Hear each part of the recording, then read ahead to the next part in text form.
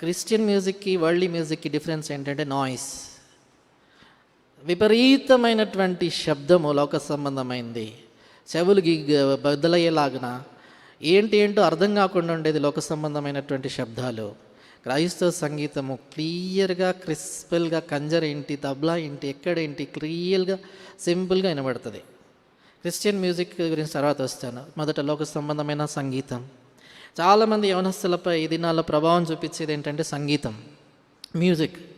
చాలామంది ఇందాక చెప్పాను కదా, యంగ్ గర్ల్స్ కూడా చెవిలో పెట్టుకుంటున్నారు, ఇది బ్లూటూత్ ఇవన్నీ పెట్టుకొని ఇట్లా అంటానే మాట్లాడుతూనే పాడుతూనే ఉంటారు. ఎప్పుడు పని చేస్తున్నా అదే ఉంటుంది, ఏం చేసినా కూడా మ్యూజిక్ వాళ్ళ మీద ఇంపాక్ట్ చూపిస్తూ ఉంది. బాయ్స్ కూడా ఎవరైనా కూడా లోక సంబంధమైన మ్యూజిక్ వారిపైన ఇంపాక్ట్ చూపిస్తూ ఉంది. ఒక ఆయన ఏమంటారు, మ్యూజిక్ ఇండస్ట్రీకి అడ్వైజర్గా ఒక ఆయన ఉన్నాడు. ఆయన పేరు ఏంటంటే రిచర్డ్ పెలిగ్రినో.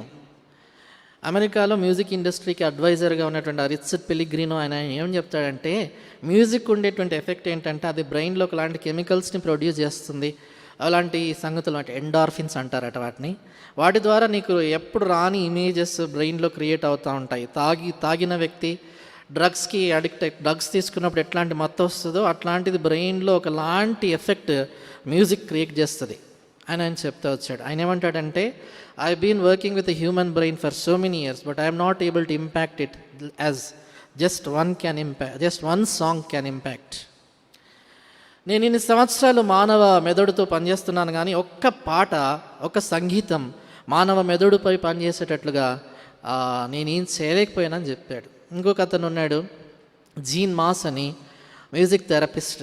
ఆయన ఏం చెప్పాడంటే, సంగీతానికి చాలా శక్తి ఉంది, మనుషుని యొక్క శరీరంపై ప్రభావం చూపిస్తుంది అని చెప్పాడు. అందుచేతే చాలామంది సాతానుడు ఆ సంగీతాన్ని వాడుకుంటాడు. చిన్నప్పుడు మా ఇంట్లో తెలిసినటువంటి ఈ మైకేల్ జాక్సన్కి సంబంధించిన సీడీస్ తెచ్చారు.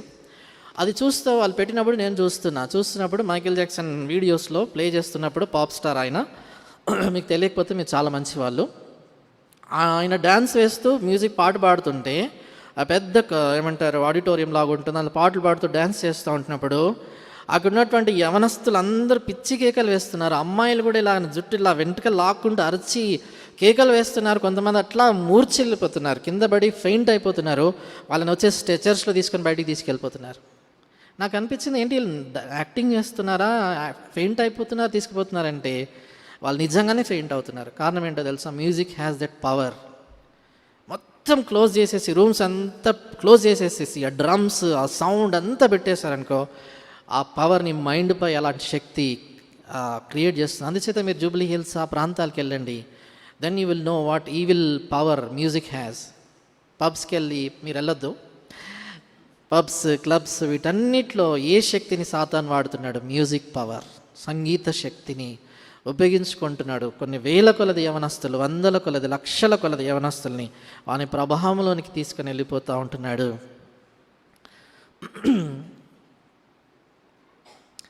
నేను ఒకసారి ఓ దేశంలో గల్ఫ్లో మా అమ్మ వాళ్ళు ఉన్న ప్రాంతానికి వెళ్ళినప్పుడు అక్కడ ఒక అంకుల్ నాకు చూపించాడు. ఒక గ్రూప్ ఉంటుంది రోలింగ్ స్టోన్స్ అని, ఇవన్నీ మీరు టైప్ చేసి చూడొద్దు గూగుల్లో, చెప్తున్నా జనరల్గా, ఎప్పుడో పాతవి ఇవి, ఇప్పటివి కావు. నేను చదువుకునే దినాలు అంటే స్కూల్లో, ఇంటర్లో ఉన్నప్పుడు. ఆ రోలింగ్ స్టోన్స్ అనేటువంటి ఆ టీము, వాళ్ళు సాటన్ వర్షిపర్స్. వాళ్ళు పాటలు పాడుతున్నారు, చాలా అమెరికాలో పాపులర్ సాంగ్స్ అవి. ఆ పాటల్ని అంకుల్ ఏం చేశాడంటే, ఆయన చూపించాడు, క్రిస్టియన్స్ వాళ్ళు చూపించారు. ఆ పాటని టేప్ని రివర్స్ చేసి వేసినాడు. టేప్ని రివర్స్ చేసి వాళ్ళు పాడే పాటని రివర్స్ చేసి పాడితే అన్ని చెడ్డ మాటలు ఇంగ్లీష్లో వస్తున్నాయి, బూతులు వస్తున్నాయి. That is the satanic power. I'm not saying that behind ఏ పాటనైనా మీరు రివర్స్ చేస్తే చెడ్డ మాటలు వస్తాయని నేను చెప్పట్లేదు. But behind every worldly song the devil is behind it. Maybe it is done by very skillful musicians, very skillful singers, very melodious Bollywood, what you song, Hindi songs or Telugu songs, whatever these songs are, however melodious they are, behind them there is a devil.